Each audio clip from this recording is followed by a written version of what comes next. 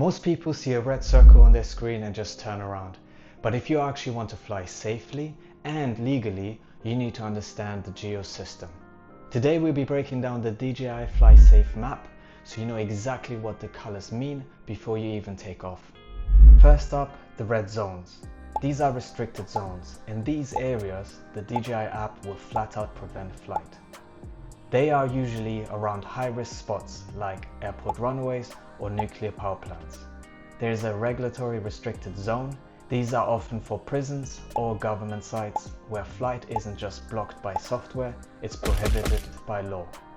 Then you have the blue or authorization zones.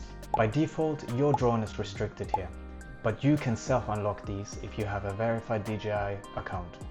This is where your pre-flight planning pays off. You can actually request an unlock on the DJI website before you even leave the house. Watch out for the grey altitude zones. In these spots, your drone will actually cap your max height, sometimes as low as 60 meters. It's DJI's way of keeping you well below the approach path of manned aircraft. Then there is the enhanced warning zone. These will prompt you to confirm your flight at the time of takeoff. You don't need an internet connection for these, but you are taking full responsibility for that flight. Warning zones are the most common. They don't stop you from flying, but they trigger a message in your app to let you know you are in sensitive airspace.